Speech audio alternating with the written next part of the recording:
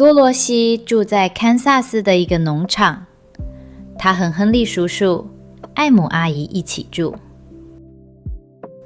堪萨斯是一片很大的草原，这里很平，也很灰，没有树，没有山，只有平地和天空。连房子也是灰色的，太阳把所有的颜色都晒没了。亨利叔叔是一个农民，他每天从早到晚都在工作，他从来不笑。艾姆阿姨很瘦，也很严肃，她也从来不笑。但是多罗西会笑，她笑是因为托托。托托是她的小黑狗，它有长长的软毛和亮亮的小黑眼睛。托托每天都在玩，多罗西也和他一起玩，他非常爱它。一天下午，天变得更黑了。亨利叔叔看着天上的云，他突然站起来。龙卷风来了，他对妻子喊。我去照看动物。他跑向谷仓。艾姆阿姨马上放下手里的东西，她看到外面很危险。快，多罗西！她喊道。快跑到地下室去！地板上有一个小门，门下面就是地下室。艾姆阿姨打开门，从梯子爬下去了。多罗西想跟着下去，但是托托害怕了。他从多罗西的手里跳出来，跑到床下面去了。多罗西去抓他，他终于抓住了托托，但是已经太晚了。风来了，风吹得很大，房子开始摇，多罗西摔倒在地上，然后房子开始转，转了2-3圈，然后慢慢地飞起来了。多罗西觉得自己好像坐在气球里面一样。外面的风很大，叫得很响，但是房子里面很安静。房子被风吹到了天上最高的地方，风带着房子飞了很远很远。天很黑，房子轻轻地摇着，像一个小宝宝在摇篮里一样。过了一会儿，多罗西爬到床上躺下来，托托躺在他旁边。房子一直摇啊摇，慢慢的，多罗西睡着了。突然，砰的一声，多罗西醒了。房子不动了，明亮的阳光从窗户照进来。多罗西跳起来，抱起托托，打开了门。他惊讶地叫了一声。灰色的堪萨斯草原不见了，他现在站在一个美丽的地方。到处都是绿色的大树和各种颜色的花，漂亮的鸟在树上唱歌，一条小河在阳光下闪闪发亮。多罗西看着这一切，觉得太不可思议了。托托，他小声说，我觉得我们不在堪萨斯了。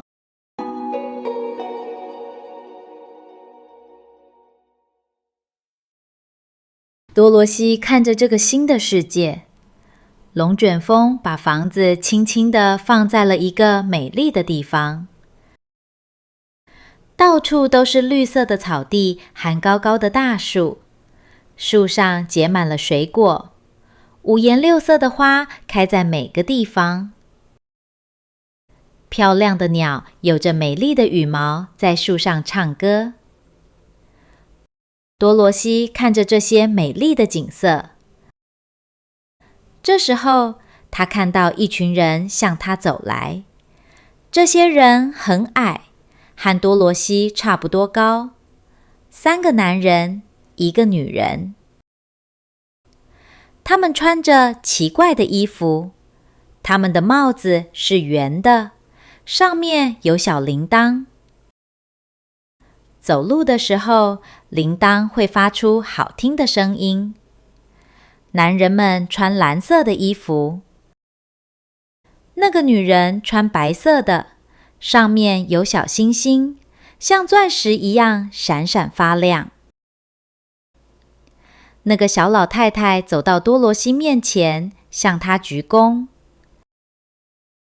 欢迎来到小矮人的土地。她用甜甜的声音说：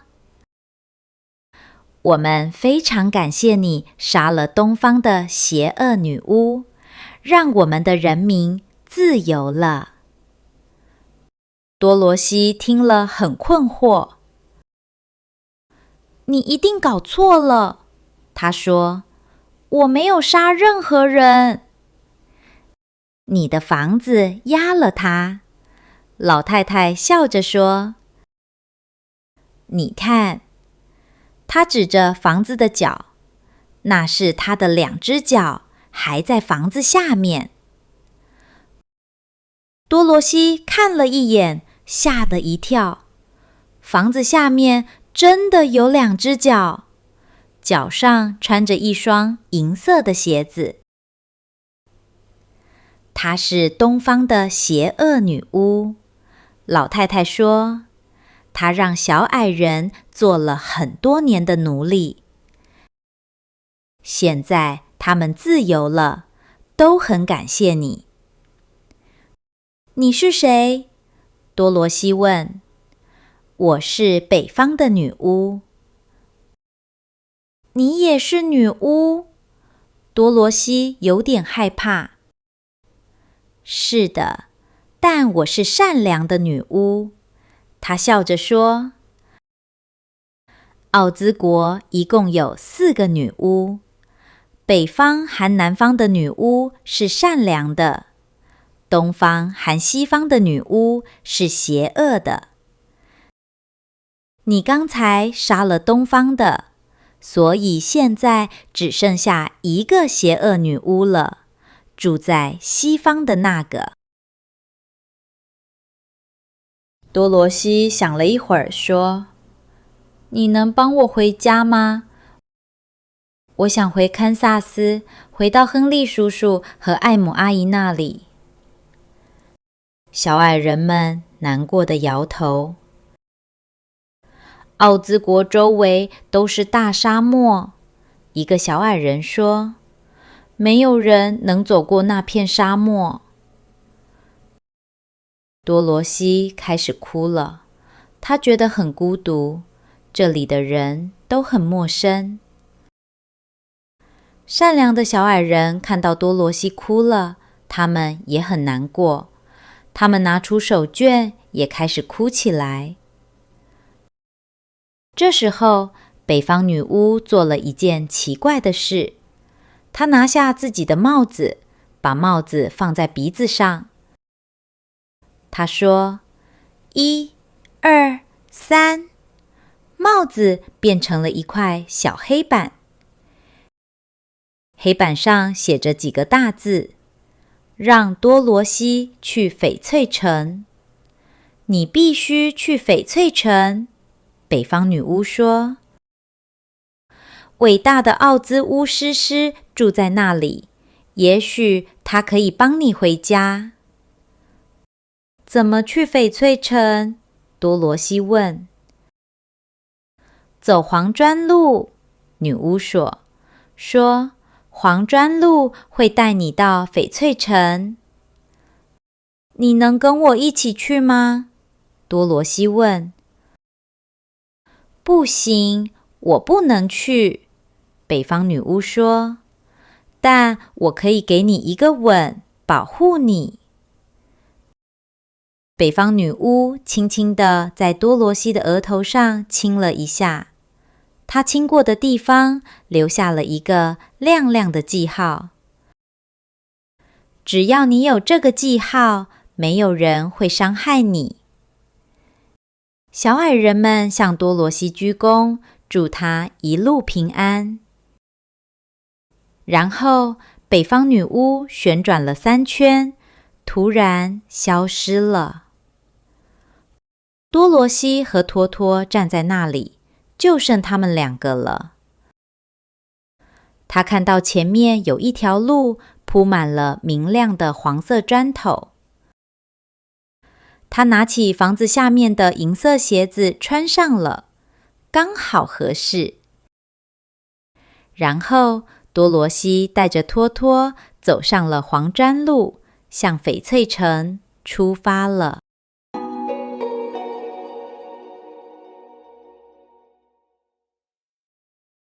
多罗西走上了黄砖路，太阳很亮，鸟在树上唱歌，托托开心地跑在他旁边。他追蝴蝶，对什么都叫。路的2边有绿色的田，小农场外面有蓝色的篱笆，因为蓝色是小矮人最喜欢的颜色。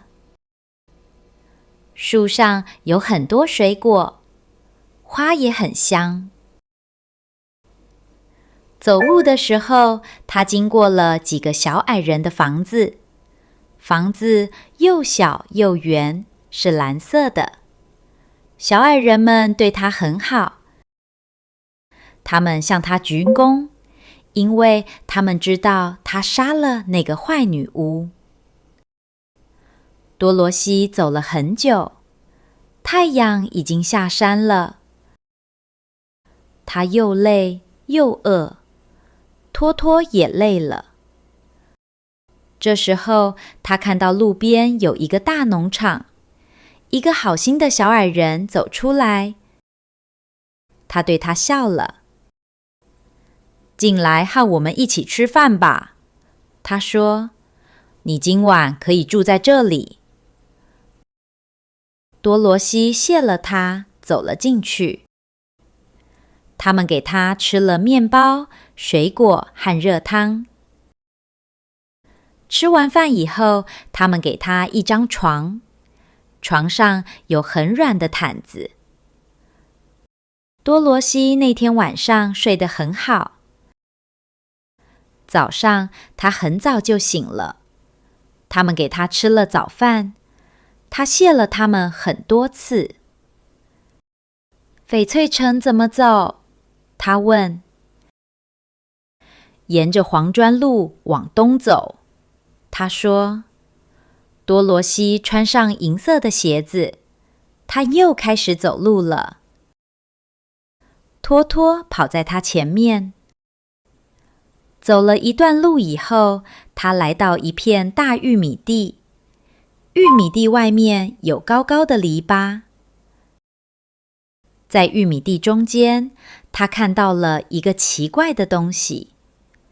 一个人站在一根高高的杆子上。他穿着旧的蓝色衣服，他还戴着一顶尖尖的帽子。他是一个稻草人。多罗西看着稻草人，然后一件惊讶的事情发生了。稻草人对他眨了眨眼。你刚才对我眨眼了吗？多罗西问。是的，稻草人说。你好。多罗西非常惊讶。你会说话？他说。当然会，稻草人说。但是我下不来。你可以帮我吗？多罗西走进了玉米地，他把稻草人从杆子上拿下来。它很轻，因为它是稻草做的。他把它放在地上，他慢慢地站起来。谢谢你，稻草人说，我在杆子上站了很久了。站在地上的感觉真好。你是谁？稻草人问。你要去哪里？我叫多罗西，他说，我要去翡翠城，我想让奥兹巫师送我回家。翡翠城在哪里？稻草人问。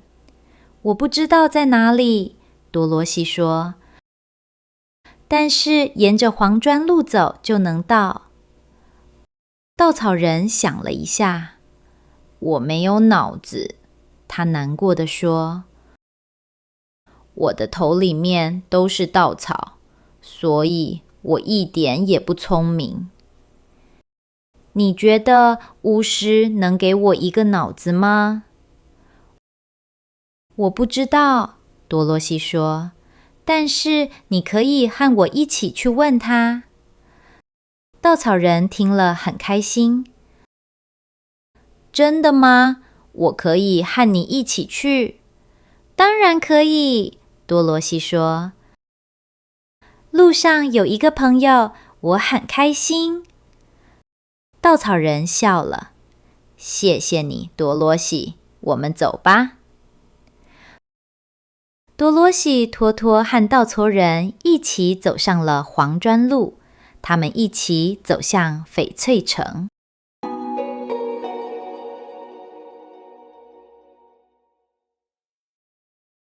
多罗西和稻草人一起走在黄砖路上，稻草人终于离开了杆子，他非常开心。等我说说你的事吧，多罗西说。站在玉米地里是什么感觉？太无聊了，稻草人说。我白天站在那里，晚上也站在那里。乌鸦飞过来，坐在我身上，它们一点也不怕我，这让我觉得自己很傻。不要担心，多罗西说，等你有了脑子，你会变成最聪明的人。你真的这么想吗？稻草人问。我肯定，多罗西笑着说。走了一会儿，路进入了一片大森林。树很高，树枝挡住了太阳，树下面又黑又凉。这个森林好黑呀，多罗西说。他把托托抱得更紧了。不要害怕，稻草人说，因为我是稻草做的，什么都伤不了我，我会保护你的。多罗西笑了。虽然稻草人没有脑子，但是他很勇敢，而且他也很善良。他们走进了森林更深的地方。这里的路不太好走，有些黄色的砖头已经坏了，树叶盖在路上，树根从地下长了出来。稻草人绊倒了很多次，因为他的腿里都是稻草，所以很硬。你没事吧？多罗西每次都问。没事，没事，稻草人开心地说。他每次都自己站起来。我不觉得疼，这就是稻草做的好处。走了很久以后，多罗西觉得又累又饿。我要休息一下，他说。我还想吃点东西。稻草人看了看四周，我看到那边有果树，他说，他指了指路旁边。他们离开了黄砖路，路旁边有好几棵果树，树上有很多李子和坚果。多罗西摘了水果，吃得很开心。他也给了托托一些。你不想吃一点吗？多罗西问稻草人。不用了，谢谢。他说，我不需要吃东西，我里面都是稻草，你忘了吗？我从来不会饿，也不会渴。那挺好的，多罗西说。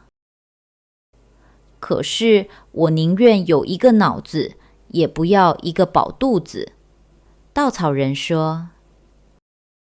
天越来越黑了，多罗西开始觉得困了。我们应该停下来，他说。我已经走不动了。稻草人找到了一棵大树，树枝又大又宽，像一个屋顶。多罗西躺在树下的树叶上，托托也躺在他旁边。你不睡觉吗？多罗西问稻草人。我从来不睡觉，稻草人说。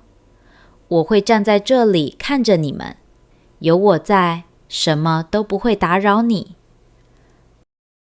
谢谢你，多罗西说。你是一个很好的朋友。多罗西闭上了眼睛，森林里很安静，只有几只夜鸟在叫，他很快就睡着了。稻草人站在那里一动不动，他看着多罗西和托托，一直到天亮。他抬头看着树枝中间的星星，他多希望自己有一个脑子，这样就能看懂星星了。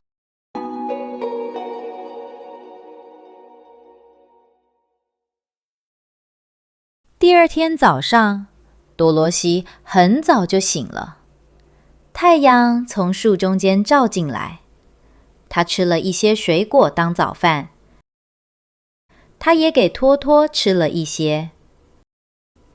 早上好，稻草人说。他一整晚都没有动。你睡得好吗？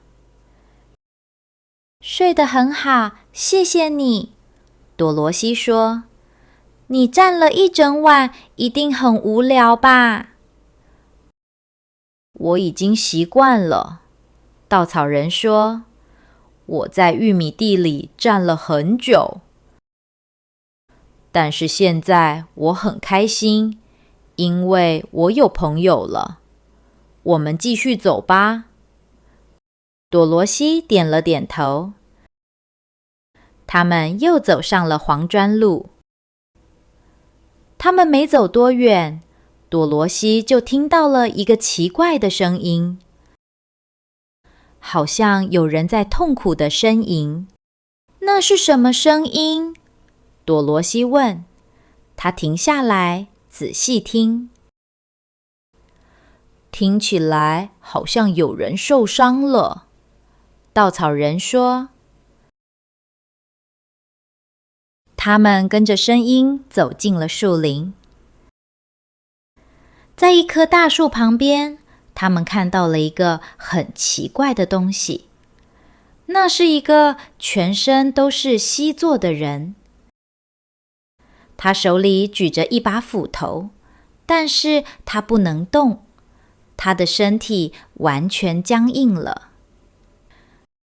铁皮人的嘴是张开的，他想说话，但是说不出来。他呻吟着。你还好吗？多罗西问。他跑到他身边。有，有。铁皮人小声说：“请游湖。”多萝西看了看四周，他在旁边的石头上找到了一个小油壶。我应该把油放在哪里？他问。先下吧，铁皮人慢慢地说。每说一个字，他都很费力。多萝西小心地在铁皮人的下巴上抹了油，然后他又给他的脖子、手臂和腿都抹了油。慢慢的，他的关节一个一个的开始动了。铁皮人放下了斧头，长长的出了一口气。他把头左右转了转，他弯了弯手臂和腿，然后他对多萝西笑了。谢谢你，他说，你救了我。我已经在这里站了1年多了。下雨的时候，雨水让我的关节生锈了，我完全不能动了。1年多，多萝西说，太可怕了。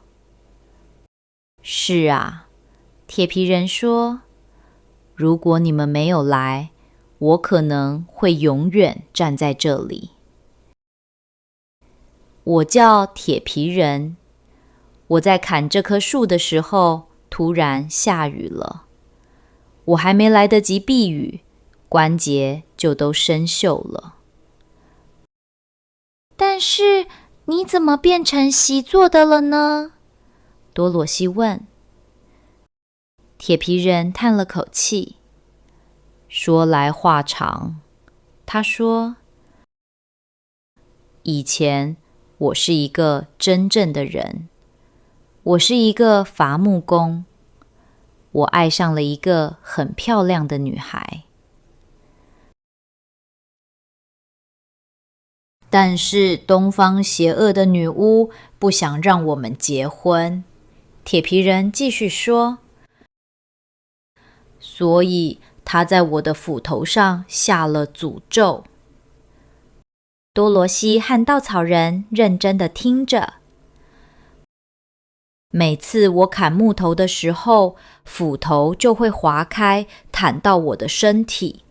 铁皮人说，一个铁匠用席给我做了新的身体，先是腿，然后是手臂，最后是全身。虽然我可以比以前干更多的活，但是铁匠忘了给我一样东西。什么东西？多萝西问。一颗心脏，铁皮人说。没有心脏，多萝西难过地说。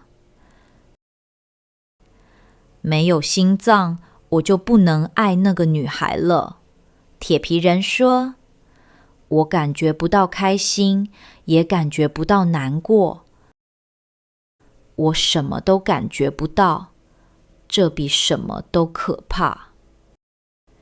我们要去翡翠城，多萝西说。我们想去见伟大的奥兹法师，我想请他送我回堪萨斯。稻草人想要一个脑子。你觉得法师能给我一颗心脏吗？铁皮人问。我不知道，多萝西说。但是你可以跟我们一起去，自己问他。我非常想去，铁皮人说。心脏是世界上最重要的东西，没有心脏，你就不能爱人；没有心脏，你就不能善良。我不同意，稻草人说，脑子更重要，没有脑子，你就不能想事情。但是没有心脏，你就什么都感觉不到。铁皮人说。多罗西笑了。你们说的都对，他说。现在我们走吧，翡翠城还很远。铁皮人拿起了他的斧头和油壶，多罗西、托托、稻草人和铁皮人一起走上了黄砖路。他们向着翡翠城走去。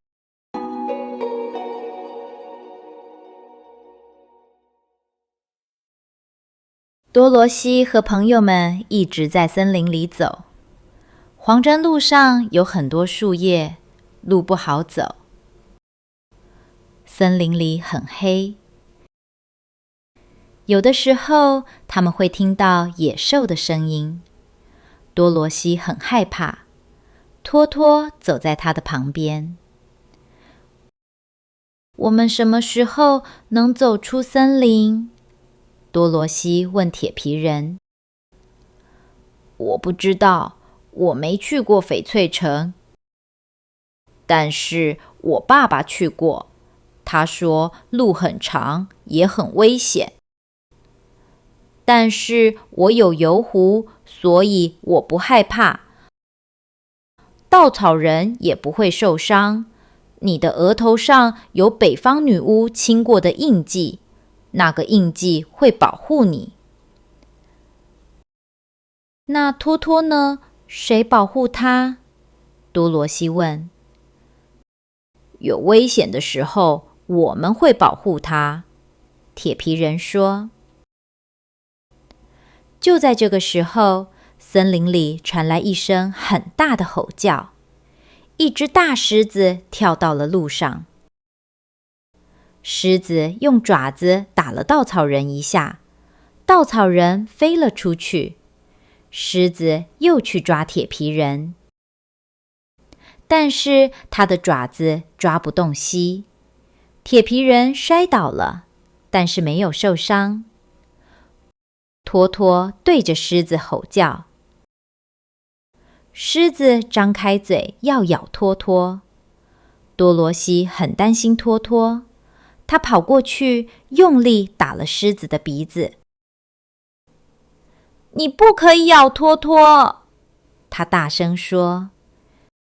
你这么大还咬这么小的狗，你应该觉得难为情。我没有咬它，狮子说。他用爪子摸了摸自己的鼻子。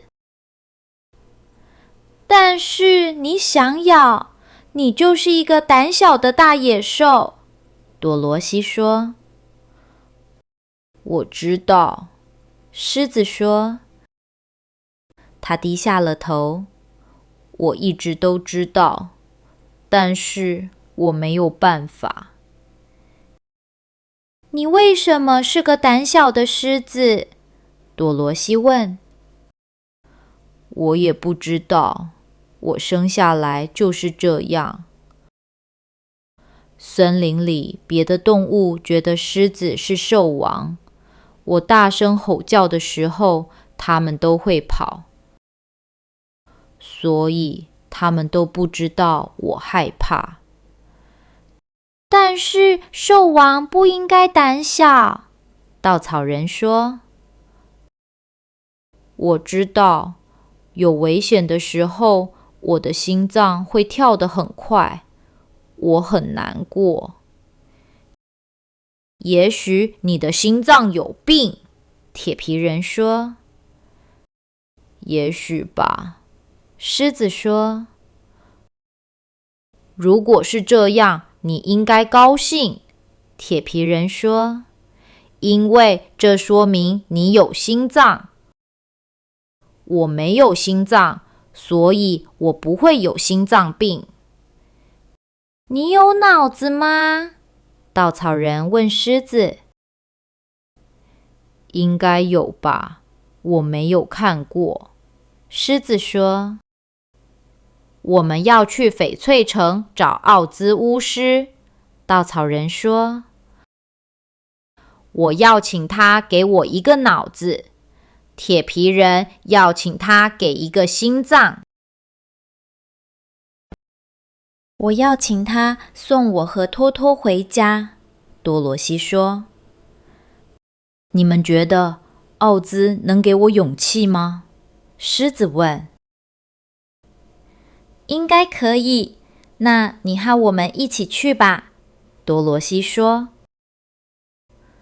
好的，没有勇气的生活太难了，我和你们一起去翡翠城，狮子说。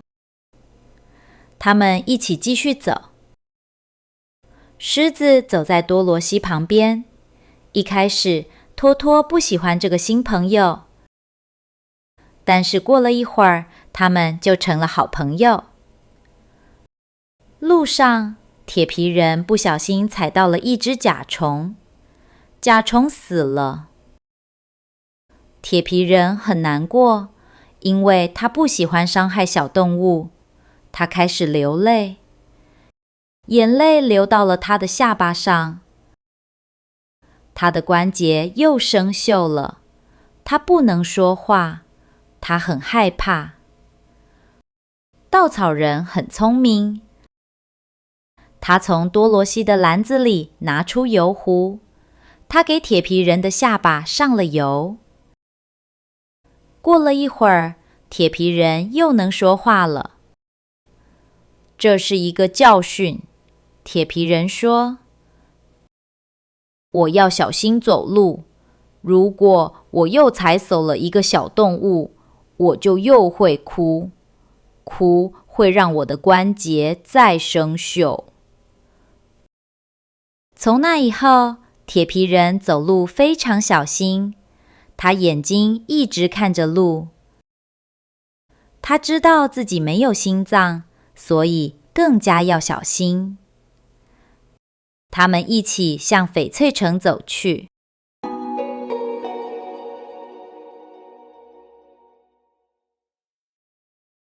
那天晚上，他们在森林里的一棵大树下休息。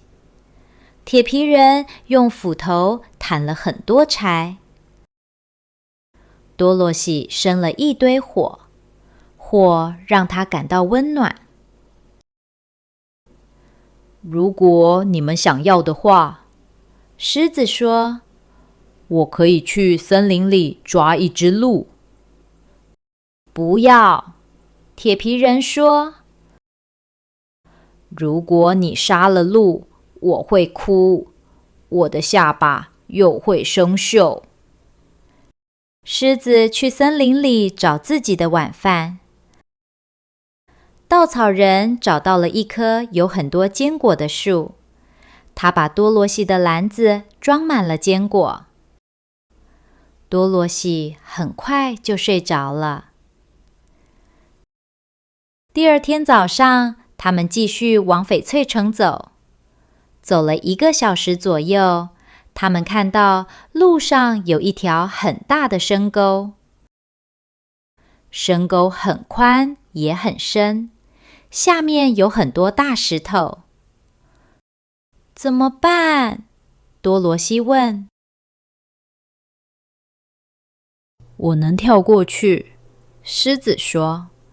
我可以一个一个的把你们背过去。狮子先把稻草人背过去，然后是多罗西和托托，最后是铁皮人。狮子已经累了，他们休息了一会儿。过沟之后的森林又黑又安静。过了一会儿，他们听到了奇怪的声音。狮子小声说，这里住着卡里达。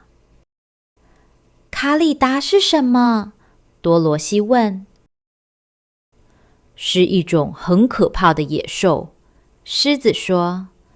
它们的身体像熊，头像老虎。它们的爪子又长又锋利。过了一会儿，他们看到了第2条深沟。这条深沟太宽了，狮子跳不过去。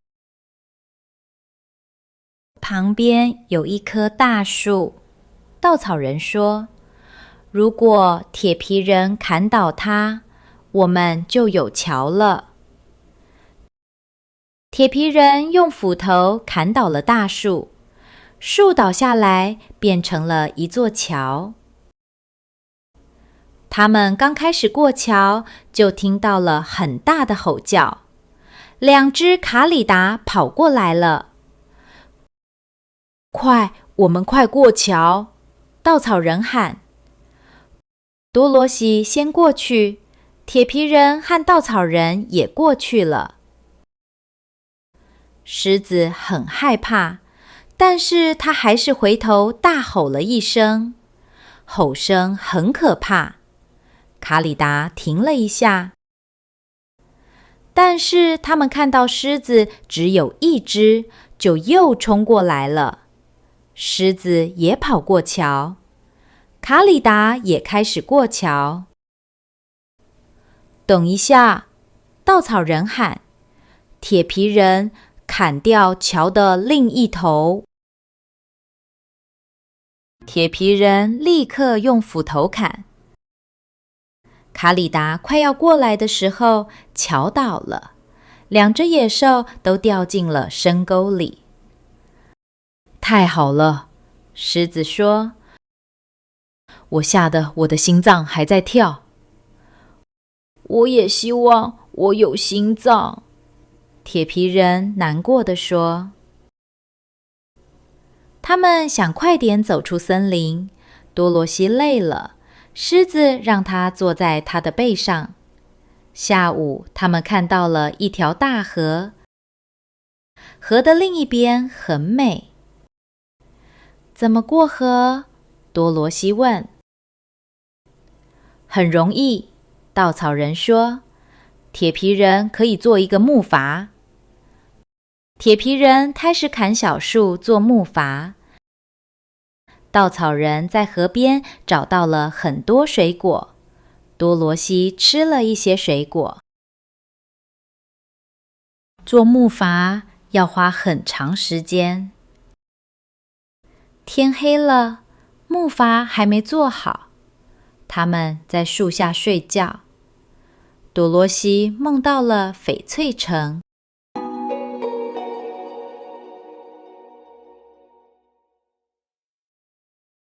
第二天早上，他们都很有精神。多罗西吃了河边的水果。铁皮人砍了几根木头，做好了木筏。多罗西和托托坐在木筏中间。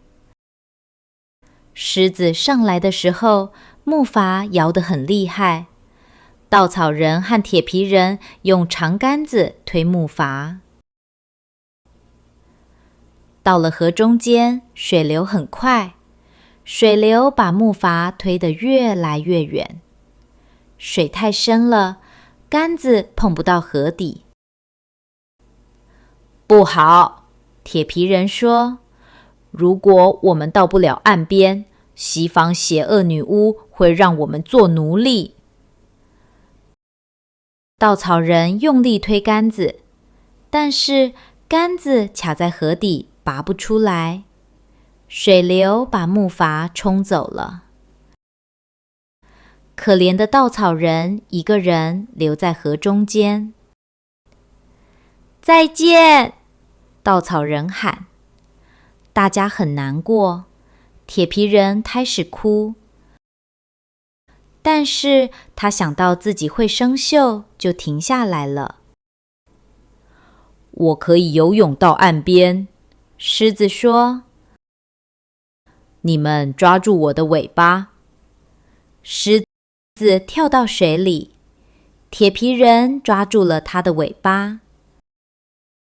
狮子用力游泳，把他们拉到了岸边。他们都很累。他们沿着河边走。过了一会儿，他们看到了稻草人，他还在河中间，他看上去很难过。一只大鸟飞过来了。这只鸟叫干，干的腿很长。你们好，你们要去哪里？干问。我们要去翡翠城，多罗西说。但是我们的朋友稻草人在河中间，你能救他吗？他重不重？赞问。他不重，他是稻草做的，多罗西说。赞飞到河中间，他用爪子抓住稻草人，他把稻草人带回了岸边。稻草人很高兴，他抱了所有的朋友。赞飞走了。他们沿着河边继续走，路边的花越来越多，有黄色的、白色的、蓝色的，还有红色的罂粟花。罂粟花特别多，特别漂亮。但是这里的罂粟花有毒，它们的香味会让人睡着。如果一个人睡得太久，他就再也醒不来了。多罗西的眼睛慢慢闭上了，他睡着了，倒在了花田里。托托也睡着了。怎么办？铁皮人问。如果留他在这里，他会死。狮子说。花的香味也让我想睡，我快撑不住了。稻草人和铁皮人没有真正的身体，所以他们不害怕花的香味。你快跑出花田！稻草人对狮子说。你太大了，我们抬不动你。狮子用力跑出去。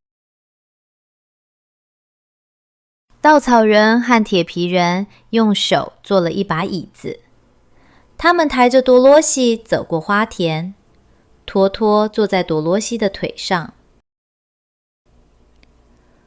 走了很久，他们终于看到了狮子。狮子也睡着了，它太重了，他们抬不动它。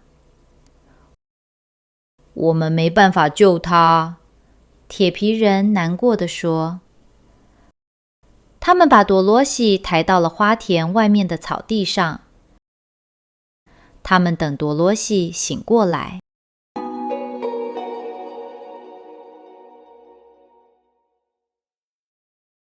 多罗西还在睡觉，稻草人和铁皮人在草地上等他。突然，他们听到一个奇怪的声音。一只大野猫跑过来，野猫张开嘴，牙齿很尖，它的眼睛红红的，像火一样。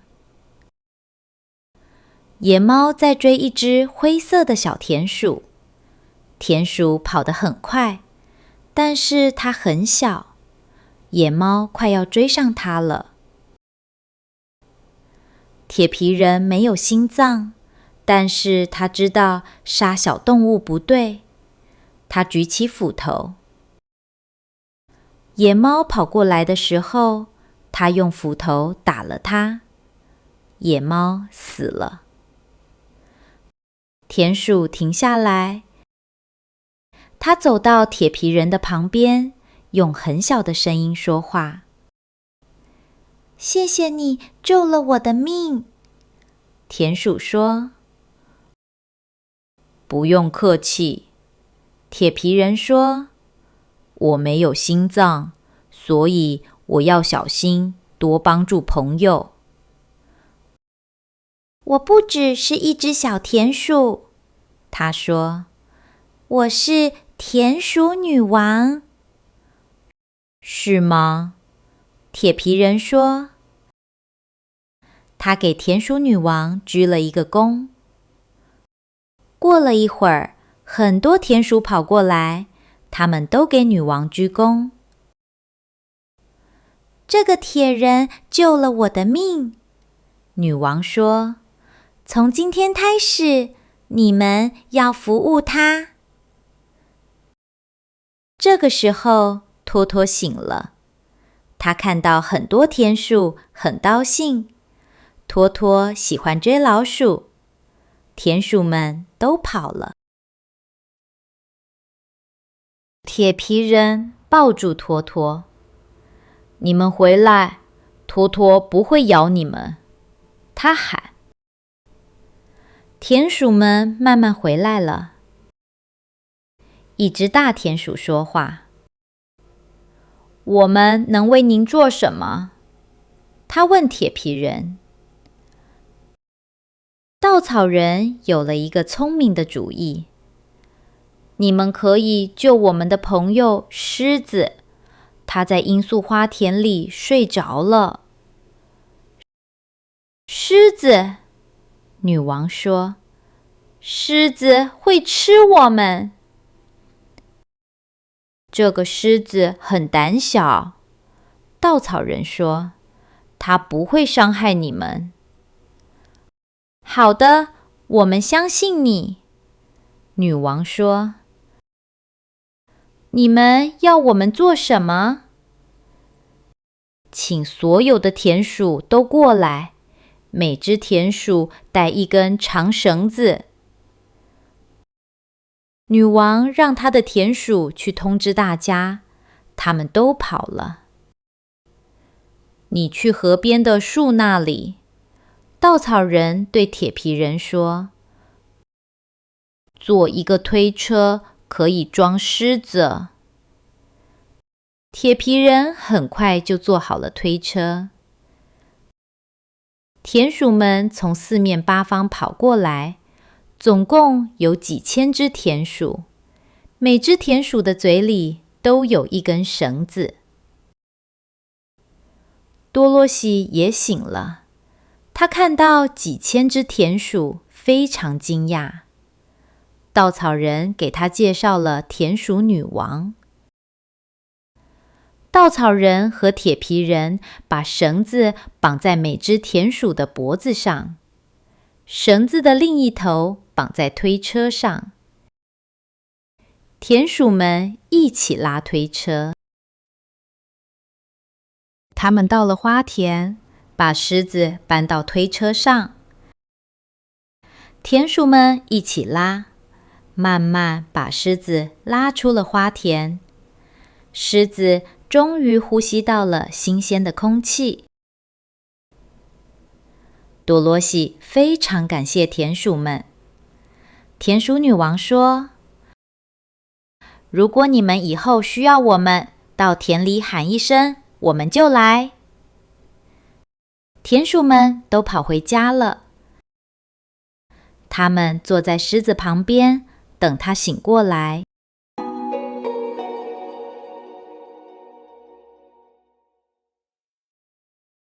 过了一会儿，狮子终于醒了，他很高兴自己还活着。“你们怎么把我拉出来的？”狮子问。他们告诉狮子，是田鼠救了他的命。狮子笑了：“我以前觉得我又大又厉害，但是花差点杀了我。小田鼠救了我的命。”他们继续往翡翠城走。过了一会儿，他们又找到了黄砖路。路边的房子都是绿色的，路上的人也穿着绿色的衣服。他们的帽子是高高的，跟小矮人的一样。这里就是奥兹国了，多罗西说：“我们快到翡翠城了。”多罗西饿了。他们走到一个农民的家，多罗西敲了门。一个女人开了门。“你们要做什么？”她问。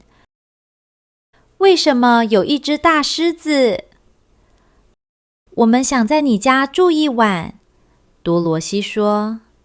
狮子是我的朋友，它很胆小，不会伤害你们。好吧，女人说，你们进来吧。家里有一个男人和2个孩子。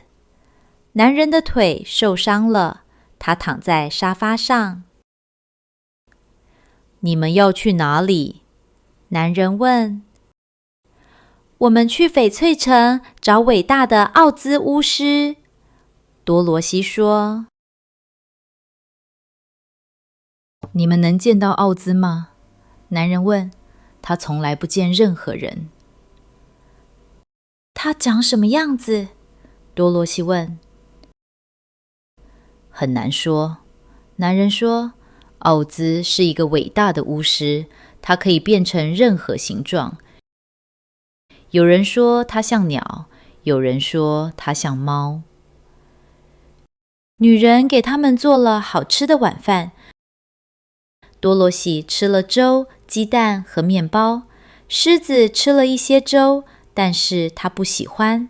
稻草人和铁皮人不吃东西。晚上，他们都睡得很好。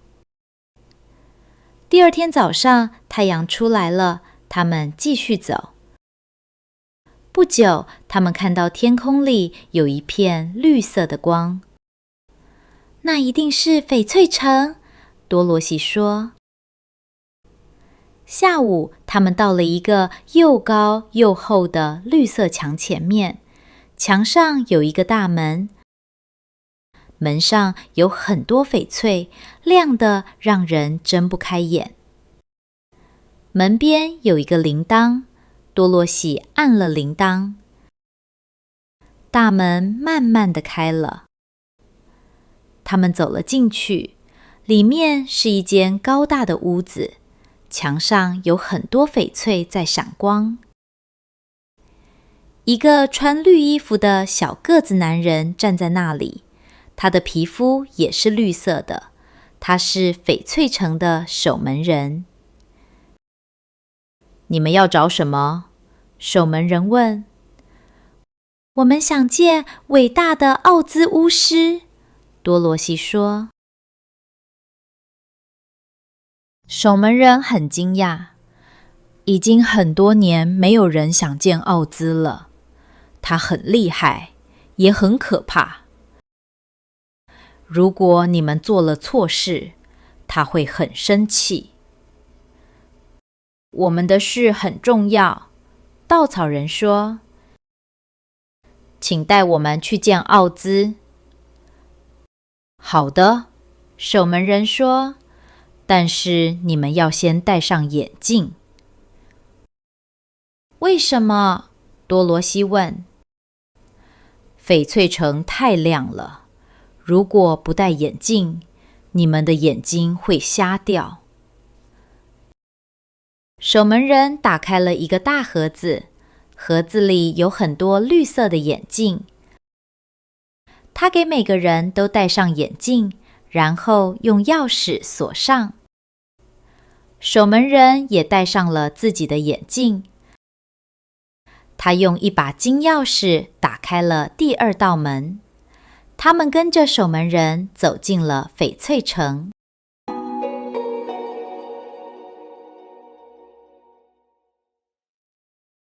翡翠城里的一切都是绿色的，房子是绿色的，路也是绿色的。房子上面有很多翡翠在闪光。路上有很多人，他们都穿绿色的衣服。守门人带他们走到一座很大的宫殿。这是奥兹巫师的宫殿。门前有一个士兵，士兵穿绿色的衣服，胡子也是绿色的。他们想见伟大的奥兹，守门人说。进来吧，士兵说，我去告诉奥兹。过了很久，士兵回来了。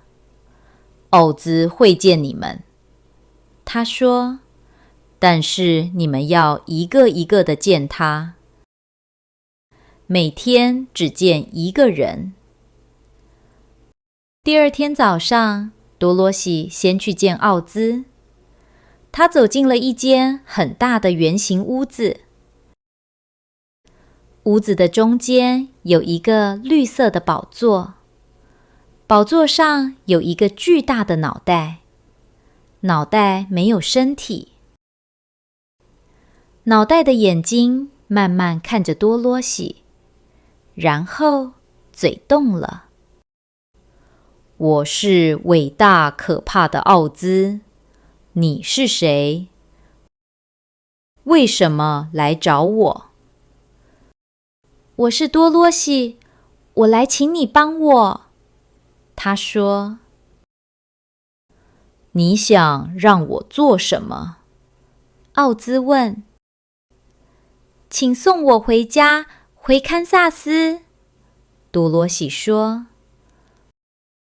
好的，但是你要先帮我做一件事。什么事？多罗西问。杀掉西方的邪恶女巫，奥兹说。但是我做不到，多罗西说。你已经杀过东方的女巫了，你还有银色的鞋子，那双鞋有魔法。等女巫死了，我就送你回家。多罗西哭着回到了朋友们身边。第二天，稻草人去见奥兹，但是宝座上不是脑袋了，是一位非常美丽的女士。她的肩膀上有翅膀。我是一个稻草人，稻草人说，请你给我一个脑子。你也要先帮我杀掉西方的邪恶女巫，女士说。第三天，铁皮人去见奥兹。这一次，奥兹是一个可怕的怪兽。怪兽很大，有5只眼睛，5条腿。请给我一个心脏，铁皮人说。先帮多罗西杀掉西方的女巫，我就给你心脏，怪兽说。第4天，狮子去见奥兹。宝座前面是一个巨大的火球，火球很热，狮子不敢走近。请给我勇气，狮子说。女巫死了之后，我就给你勇气，火球说。狮子回去把这个事告诉了大家，大家都很惊讶。奥兹有4个不同的形状。我们怎么办？多罗西难过地问。只有一个办法，狮子说。我们一起去找西方的邪恶女巫。如果我们做不到，我就永远没有勇气，狮子说。我也永远没有脑子，稻草人说。我也永远没有心脏，铁皮人说。我也永远见不到艾姆阿姨和亨利叔叔，多罗西说着又哭了。他们决定第2天就出发。铁皮人磨好了斧头，多罗西的篮子里装满了好吃的东西，他们要去西方了。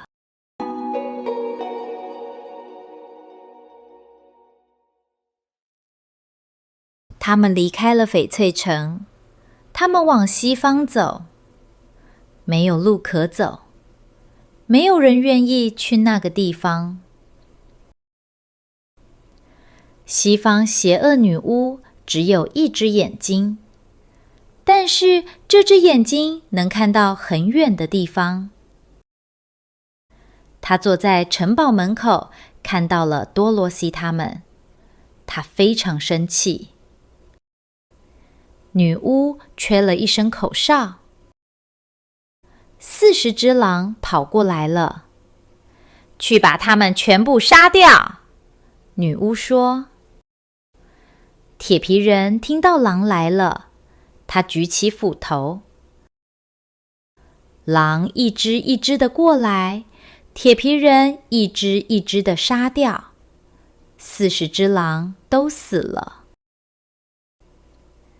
第二天，女巫口看到他们还活着，她吹了2声口哨，一群乌鸦飞过来了。稻草人站起来，张开手臂，他抓住每只乌鸦的脖子，40只乌鸦都死了。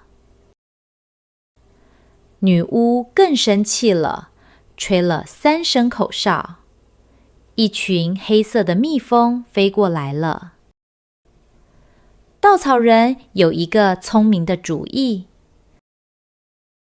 把我的稻草拿出来，盖在他们身上。铁皮人这样做了。蜜蜂飞过来，看不到人，只看到铁皮人。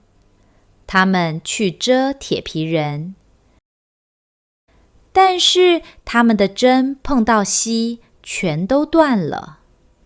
蜜蜂没有针就活不了。女巫从柜子里拿出一顶金帽子，这顶帽子有魔法，戴上它就可以命令飞猴，但是只能用3次。女巫已经用过2次，这是最后一次。天空变黑了，飞猴飞过来了。把那些人都杀掉，女巫说，但是把狮子带回来给我。飞猴抓起铁皮人，把他扔到了石头上，铁皮人摔坏了，不能动。飞猴又抓住稻草人，他们把他的稻草都拿了出来，稻草扔得到处都是。飞猴用绳子捆住狮子，他们把狮子带回了女巫的城堡。飞猴飞到朵罗西面前，但是他们看到了他额头上的印记。我们不能伤害他，飞猴的头说，他有好女巫的保护。他们小心地把朵罗西带到女巫的城堡门口。飞猴飞走了，再也不回来了。女巫看到朵罗西额头上的印记，很担心，但是她也看到了朵罗西的银色鞋子。那双鞋有很大的魔法。女巫想偷朵罗西的鞋子，但是她不能伤害朵罗西。她让朵罗西做奴隶，在厨房工作。朵罗西每天工作，晚上偷偷给狮子送吃的。一天，女巫在地上放了一根铁，她用魔法让铁看不见。朵罗西走过的时候，绊倒了，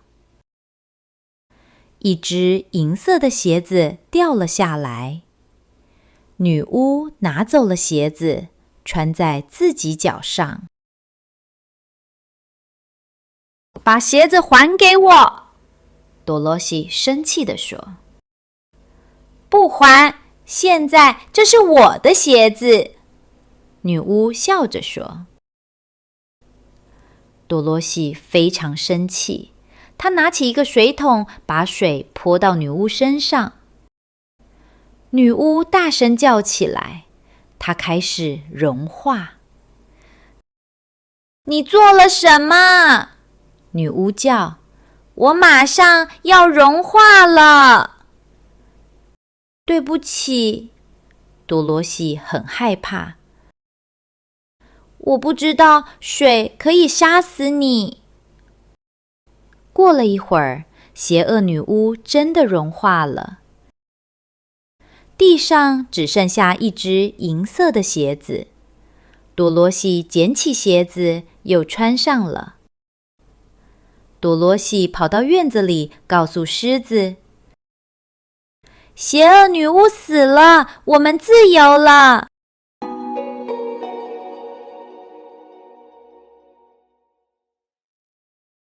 胆小狮子听说邪恶女巫已经死了，非常高兴。多罗西打开了狮子的牢笼，让它自由了。他们一起走进了城堡。多罗西把所有的人叫过来，告诉他们不用再做奴隶了。这些人非常高兴，他们很久没有这么开心了。因为邪恶女巫对他们很坏。他们开始庆祝，吃东西，跳舞。多罗西说：我们要去救稻草人和铁皮人。狮子说：我们可以试试。他们走了一天，找到了铁皮人，他躲在岩石上，身体弯曲了，他的斧头也已经生锈了。多罗西看到他很难过，哭了。他们把铁皮人抬回了城堡。多罗西问：你们有铁匠了吗？他们说：有，我们有很好的铁匠。铁匠米工作了3天3夜，把铁皮人修理好了，他的关节又能动了。铁皮人走到多罗西面前，谢谢他救了他。他太高兴了，哭了出来。但是铁皮人不能哭，因为眼泪多罗人会让他生锈，所以多罗西帮他擦干了每一滴眼泪。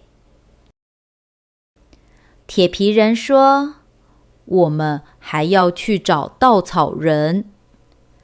他们走了很久，找到了一棵很高的树。稻草人的衣服在树枝上。树太高了，而且树干很光滑，没有人能爬上去。铁皮人说：我来砍树。他用斧头砍树，树很快就倒了。他们把稻草放回衣服里，稻草人又变好了。大家又在一起了，非常开心。他们在城堡里住了几天，但是多罗西想家了，她想念艾姆阿姨。多罗西说：我们要回去找奥兹巫师。稻草人说：对，我要我的脑子。铁皮人说：我要我的心。狮子说：我要我的勇气。第二天，他们准备走了。这些人不想让他们走，他们已经很喜欢铁皮人了。他们送给托托和狮子一个金项圈，送给多罗西一个有钻石的手镯，送给稻草人一根拐杖，送给铁皮人一个银色的油壶。多罗西去女巫的房间找东西吃，她看到了一顶金帽子。这顶帽子很漂亮，他戴上了它。他不知道这顶帽子有魔法。然后他们出发了，往翡翠城走去。这些人给他们说再见，祝他们一路平安。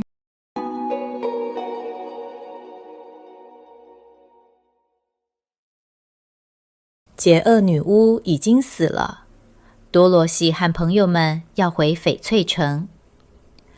他们离开了城堡，往东走。但是这里没有路，到处都是田和草。稻草人说：“我们应该往东走，可是我不知道哪边是东。”他们走了很多天，还是找不到路。因为没有路，所以他们迷路了。多罗西很着急，他想快点回翡翠城。走了很多天以后，多罗西想起了一件事。以前田鼠女王给了她一个小哨子，田鼠女王说过，你需要帮助的时候吹这个哨子。多罗西马上从口袋里拿出哨子，用力吹了一下。过了一会儿，田鼠女王跑过来了。有什么事吗？田鼠女王问。多罗西说：“我们迷路了，找不到翡翠城。”田鼠女王看到了多罗西头上的金帽子。你知道这顶帽子有魔法吗？田鼠女王问。多罗西说不知道。田鼠女王告诉他，戴上金帽子，念咒语，飞猴就会来帮你。因为这顶帽子有很大的魔法，所以飞猴必须服从。多罗西高兴极了，马上戴上金帽子。他站好，然后开始念咒语。他先用左脚站，念到 Apple Pepper 卡克，然后他用右脚站，念到 Hello Holo Hello，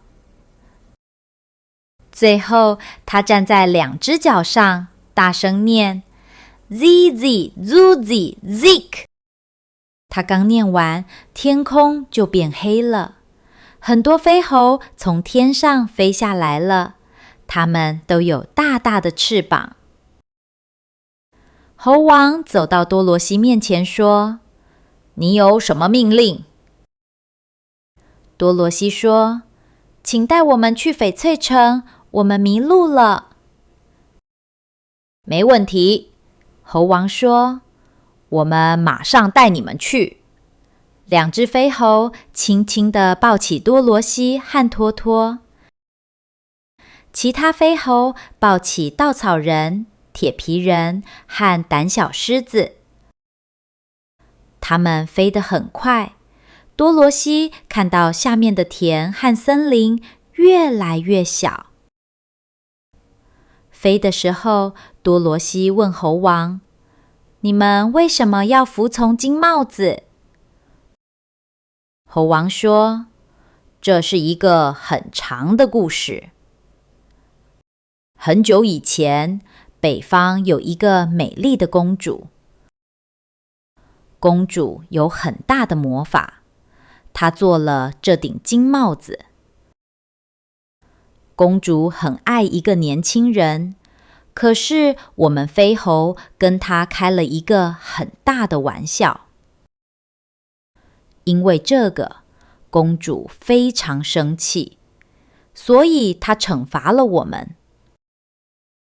她说，戴上金帽子的人可以命令你们3次。所以我们已经服从了很多很多年。邪恶女巫已经用了2次，你这是第3次。用完3次以后，金帽子就没有魔法了。多萝西听了，觉得很有意思。他们飞了不太久，多萝西已经看到远处有一座绿色的大城市。翡翠城到了！多萝西大声说。飞猴把它们轻轻放在城门前面。猴王对多萝西说：“这是我最后一次服从金帽子了。”然后飞猴们飞走了。多萝西和朋友们站在翡翠城的门前。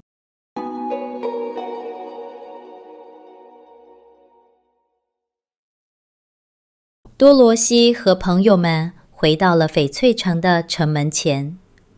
看门的人看到他们，非常惊讶。他说：“你们还活着，我以为你们已经死了。”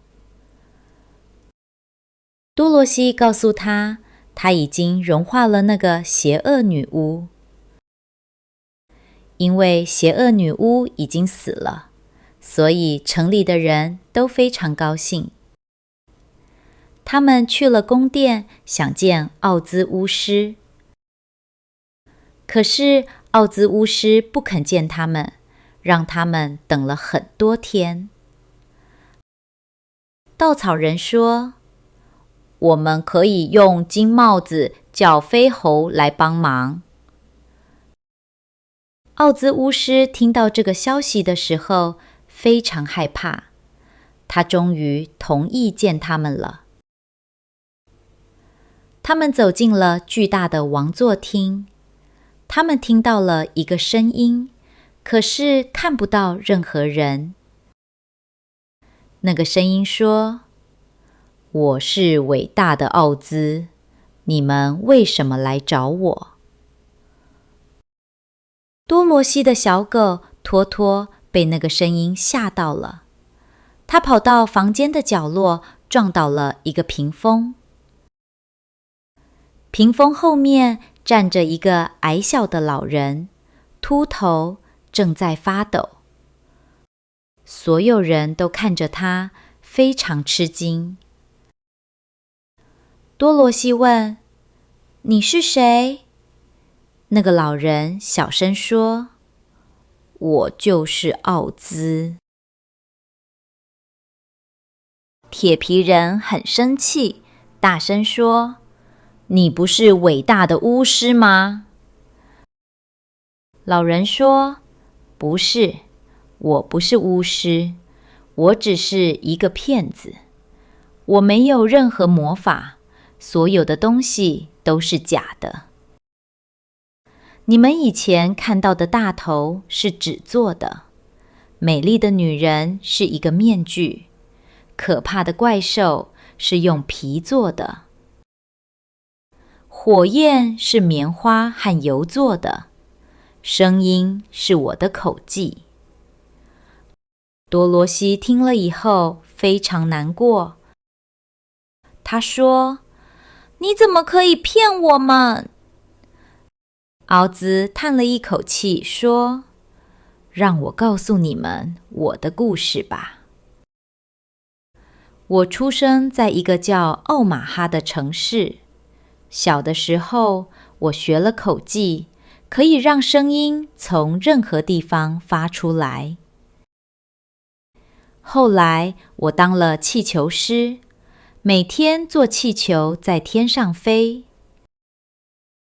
有一天，气球被大风吹走了，最后落在了这个地方。这里的人从来没有见过气球，所以以为我是巫师。因为他们以为我有很大的威力，所以我让他们建造了这座城市。然后我发明了绿色眼镜，让每个人都戴上，这样所有东西看起来都是绿色的。奥兹又说：“我一直很害怕那些真正的女巫，因为她们有真正的魔法，所以我不敢见他们。所以我让你们去打败女巫，因为我自己做不到。”稻草人说：“那我的脑子怎么办？你答应给我一个脑子。”铁皮人和胆小狮子也问：“我们的心和勇气呢？”奥兹想了想说：“请你们明天再来找我吧。”多罗西说：“那我怎么回家呢？”奥兹说：“这个问题我需要想一想，给我一点时间吧。”多罗西很失望，可是他只能等。虽然奥兹是一个骗子，但是他们还是希望他能帮忙。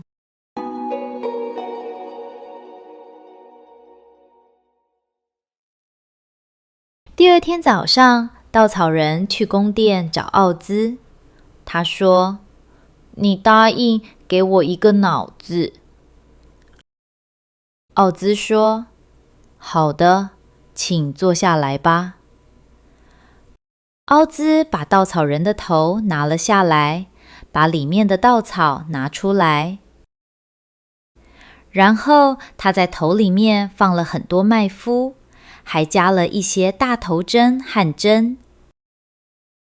最后，他把剩下的地方用稻草填满了，然后他把头放回了稻草人的身上。奥兹笑着说：“现在你有了全新的脑子。”稻草人非常高兴，骄傲地走了出去。他的头变得很大，因为里面装满了东西。胆小狮子看到他的时候，笑着说：“里面有针，所以他一定很聪明了。”然后铁皮人走进了宫殿，他对奥兹说：“请给我一颗心吧。”奥兹在铁皮人的胸口切开了一个小洞，然后他拿出一颗用丝绸做的心。这颗心里面装满了巨木屑。奥兹把这颗心放进了铁皮人的胸口里面。铁皮人问：“这是一颗善良的心吗？”奥兹回答说：“非常善良。”铁皮人非常开心，因为他已经有了一颗心。最后，胆小狮子走了进来。他对奥兹说：“我来拿我的勇气。”奥兹走到柜子旁边，拿出了一个绿色的瓶子。他把瓶子里的绿色液体倒在了一个盘子里。奥兹说：“喝了它吧，如果它在你的身体里面，那就是勇气了。”胆小狮子把盘子里的液体全部喝了。喝完以后，他觉得自己已经充满了勇气。他非常高兴，开心地走了出去。现在只有奥兹一个人在宫殿里了。他想，这很容易，因为他们已经相信自己想要的东西了。他又想，稻草人想要脑子，我给了他一些麦麸和针，他就觉得自己聪明了。铁皮人想要心，我给了他一颗丝绸做的心，他就觉得自己善良了。胆小狮子想要勇气，我给了他一杯绿色的水，他就觉得自己勇敢了。奥兹叹了一口气说：“给他们想要的东西很容易，因为他们只需要想象。可是送多罗西回家不能只靠想象，需要真正的办法。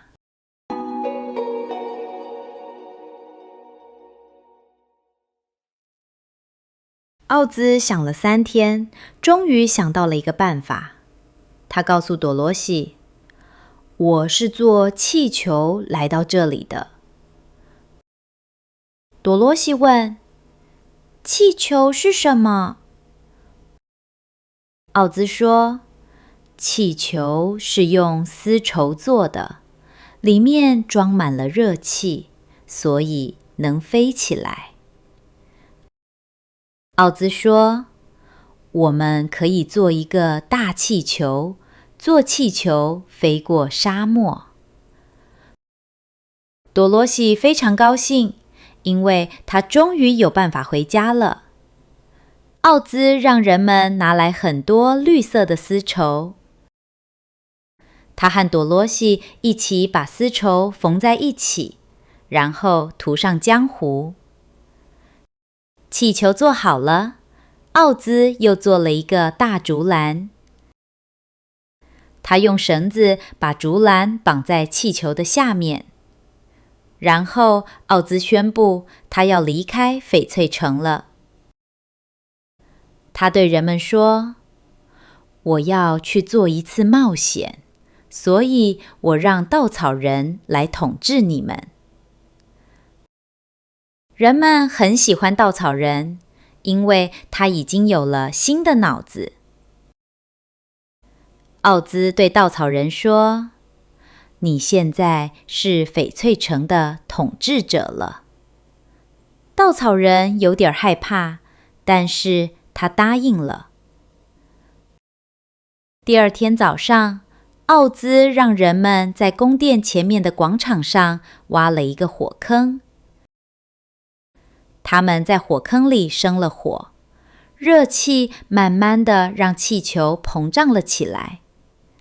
很多人来广场看这个大气球。奥兹和他的朋友们告别了。他对稻草人说，好好统治翡翠城。然后他走进了竹篮里面。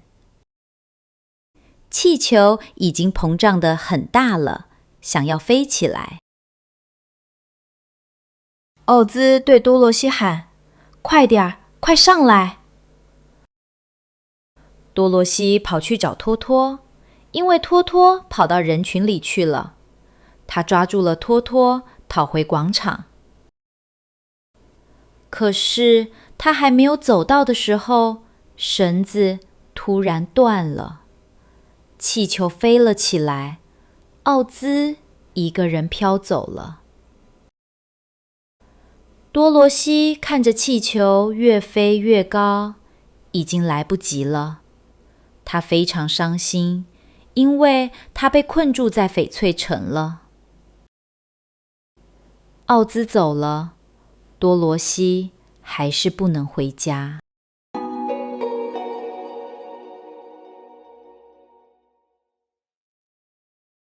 多罗西非常伤心，哭了很久。他的朋友们也很难过，因为他们想帮他回家。稻草人现在是翡翠城的统治者了，虽然他不是一个真正的巫师，但是人们觉得他很聪明。多罗西问每个人怎么回家，可是没有人知道。他想到了金色的帽子。这个帽子可以叫飞猴来帮忙，他已经用了一次。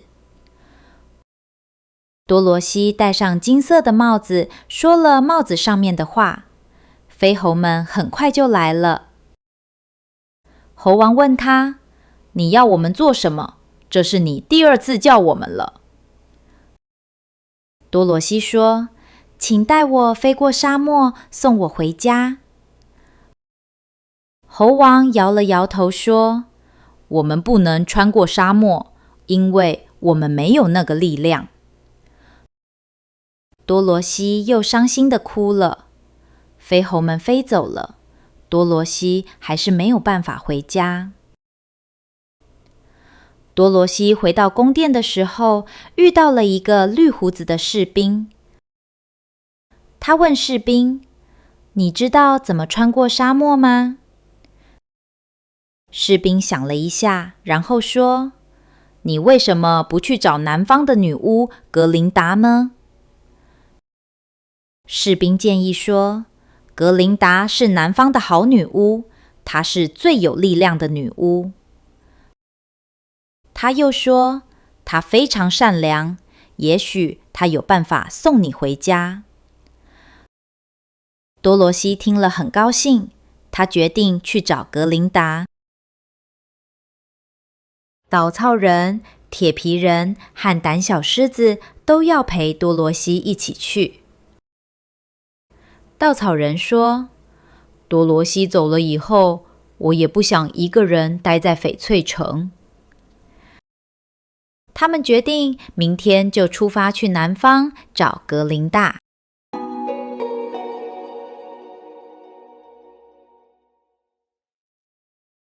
第二天早上，他们离开了翡翠城，往南方走。多罗西想去找南方的好女巫甘琳达，因为只有甘琳达能帮她回家。稻草人、铁皮人和胆小狮子都跟他一起走。他们走了很久，来到了一片很大的森林。森林里面的树又高又大，阳光很难照进来。树叶非常茂密，所以森林里面很暗。但是他们没有害怕，继续往前走。走了一会儿，他们到了一排很大的树前面。这些树的树枝又粗又弯曲。稻草人看着这些树说：“我先走过去试试。”可是他刚走到树下面的时候，树枝突然动了起来，一根粗粗的树枝抓住了稻草人。然后树枝把稻草人举了起来，用力扔了回去。稻草人掉在了多罗西的旁边。多罗西问他：“你还好吗？”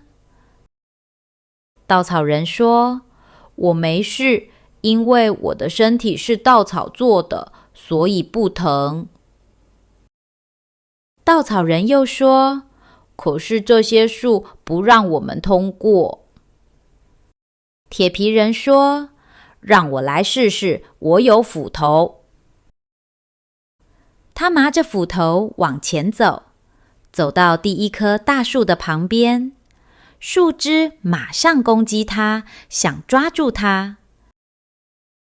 但是铁皮人很勇敢，他用斧头砍掉了攻击他的树枝。树枝被砍掉以后，树就不能再攻击了。铁皮人对大家说：“快走，跟着我！”他们赶紧从砍过的树旁边跑了过去。后面的树也想攻击他们，可是已经来不及了。稻草人说：“太好了，铁皮人的斧头真厉害。”铁皮人笑着说：“因为这些树想挡住我们，所以我用斧头帮大家打开了路。”他们安全地通过了那排可怕的树以后，继续往南走。走了很长时间以后，他们看到了前面有一面很高的围墙，这面围墙是白色的，非常光滑。胆小狮子说：“我们怎么才能过去呢？”多罗西说：“我们可以爬上去看看。”铁皮人在围墙旁边做了一个小梯子，他们一个一个地爬上了梯子。当多罗西爬到围墙上面的时候，他看到了围墙另一边的景色。他惊讶地叫了起来：快看，太奇怪了！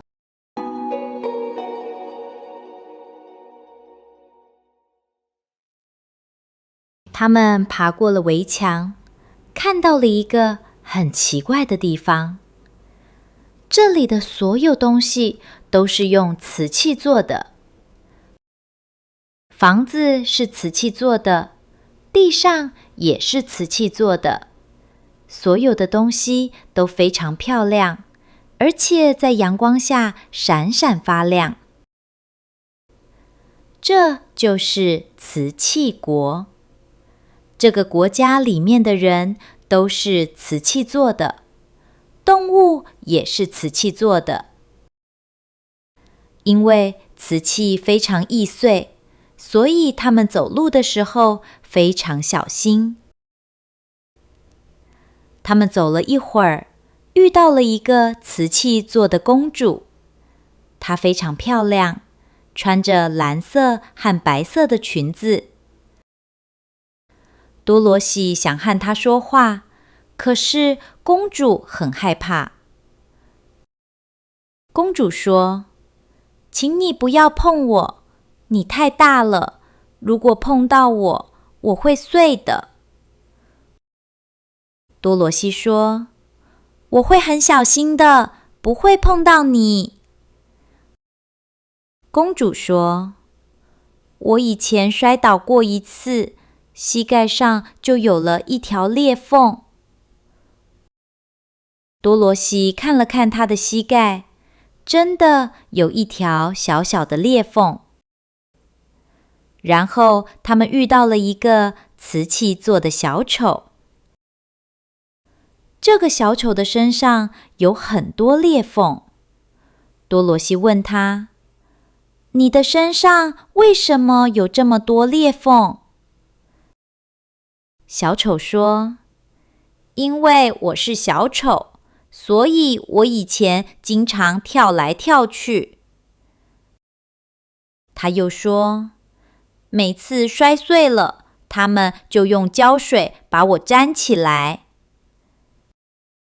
小丑伤心地说：已经修补了太多次了，现在我一点也不好看了。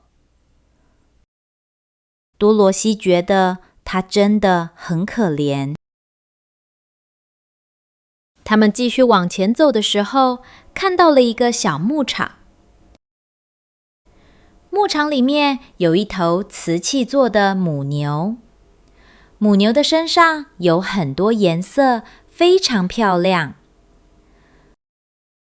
托托看到母牛的时候，突然开始追它。多罗西大声说：托托，不要追它！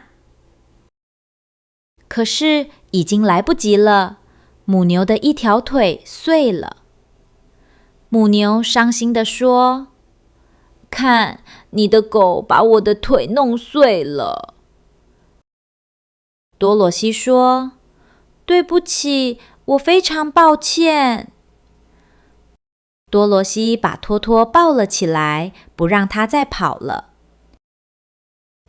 他们非常小心地走过了这个瓷器国家。因为所有的东西都是易碎的，所以他们走得很慢。最后，他们到了瓷器国的另一边，那里也有一面围墙，他们又爬了过去。围墙的另一边是一片黑暗的森林。虽然森林看起来很可怕，但是他们已经不害怕了，因为他们已经一起经历了很多困难，所以变得更勇敢了。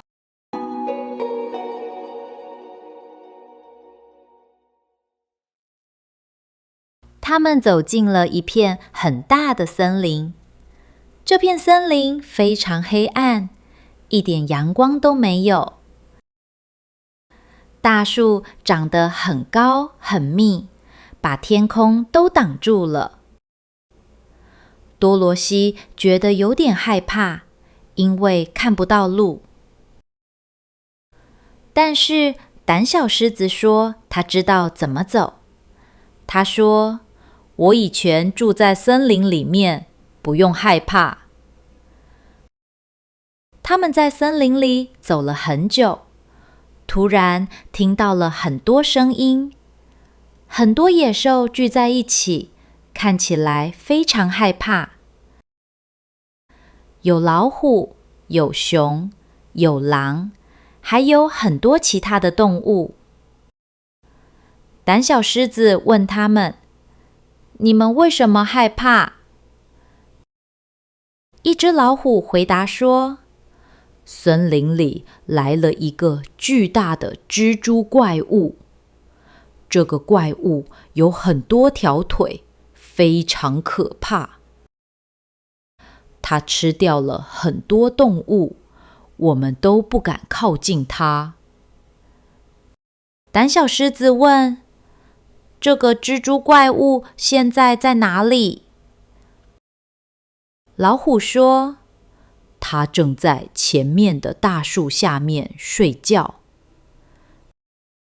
胆小狮子说：“如果我帮你们杀死它，你们会怎么做？”所有的野兽一起说：“我们选你做我们的国王。”胆小狮子说：“好的，我答应你们。”胆小狮子悄悄地走到蜘蛛怪物睡觉的地方。那个蜘蛛非常巨大，身体比一头大象还要大。它开着更很多条又长又粗的腿。胆小狮子用力地用它的爪子打了蜘蛛一下，蜘蛛怪物被杀死了。所有的野兽都非常高兴，因为蜘蛛怪物终于死了，它们现在安全了。所有的动物跑过来围着胆小狮子，他们一起喊：“你是我们的国王，你是森林之王。”胆小狮子感到非常骄傲和高兴。他说：“我答应保护你们，做一个好国王。但是我要先帮多罗西找到回家的路。等他回家以后，我就回来统治这片森林。”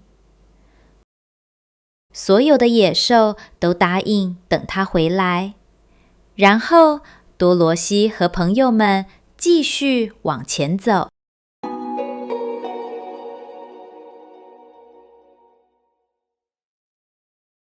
他们走出了黑暗的森林，来到了一个美丽的地方。这里就是南方的奎德林人的国家。这里到处都是红色的，非常漂亮。房子是红色的，路也是红色的。住在这里的人穿的衣服也都是红色的。奎德林人看到他们，对他们很友好。他们来到了一个很大的城堡前面，城堡前面站着3个守卫。一个守卫对他们说：“你们不能进去，只有格林达女巫允许你们才能通过。”多罗西说：“请带我们去见格林达。”守卫看了看他们，然后进去通报了。但是城堡太远了，他们要走很久才能到。多罗西想起来，他还有金色的帽子，这是他最后一次可以用金色帽子召唤飞猴。多罗西念了帽子上的咒语，很快飞猴们就来了。飞猴王问：“你有什么愿望？”多罗西说：“请带我们去格林达的城堡。”飞猴们把他们每个人都抱了起来，飞过了田野和森林。很快，他们就到了格林达的城堡。格林达的城堡非常美丽，城堡的门口有3个穿红衣服的女兵。他们带多罗西和朋友们走进了城堡里面。格林达坐在一个红色的大椅子上，她非常年轻，非常美丽。她的头发是红色的，眼睛蓝蓝的。她的衣服是白色的，上面有很多红宝石。格林达微笑着看着多罗西，她善良地说：“欢迎你们来到这里，亲爱的孩子，请告诉我你的请求。”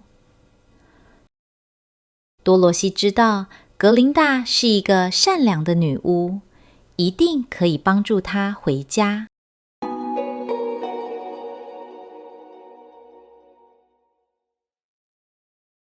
多罗西把她的故事告诉了格林达。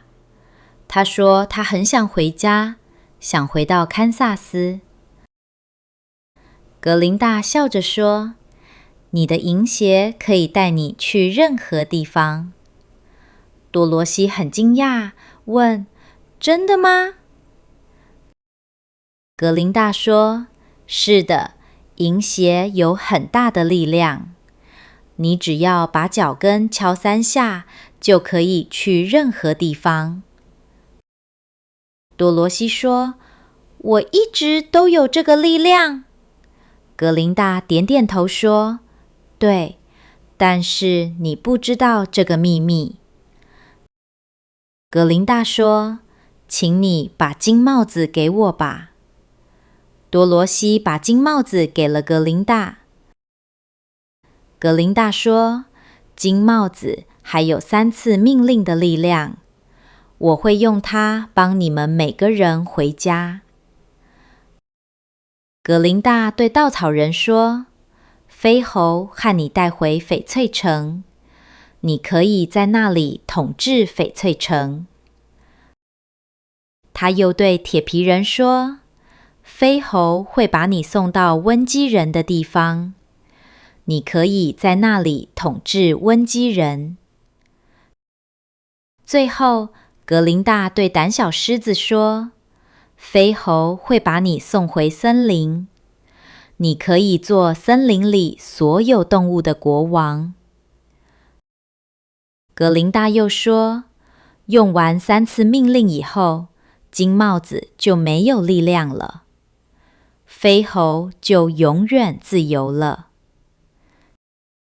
现在，多罗西要和朋友们告别了。他先拥抱了稻草人。稻草人说：“我会想你的，多罗西。”多罗西的眼泪流了下来。铁皮人哭了，他的眼泪掉在了身上。多罗西说：“别哭了，你会生锈的。”他拥抱了铁皮人，然后拥抱了胆小狮子。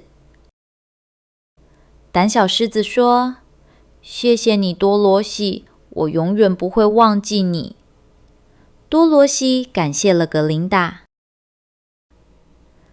多罗西抱起了托托，他把脚跟敲了3下，然后他说：“带我回家，回到艾姆阿姨那里。”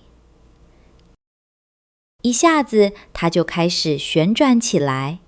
他和托托飞到了天上，风在他耳朵旁边呼呼地吹。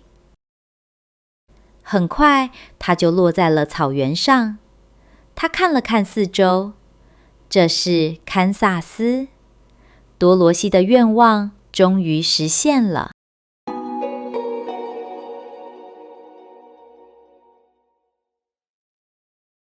多罗西站了起来，看了看四周。他发现银鞋在飞的时候掉了。他现在是光脚的。他站在堪萨斯的草原上，前面是一个新的房子。艾姆阿姨正在院子里浇白菜。她抬起头，看到多罗西跑过来了。艾姆阿姨喊道：“我亲爱的孩子，你从哪里来的？”多罗西说：“从奥兹国来的，托托也在这里。”多罗西紧紧地拥抱了艾姆阿姨。她说：“艾姆阿姨，我太开心了，我终于回家了。”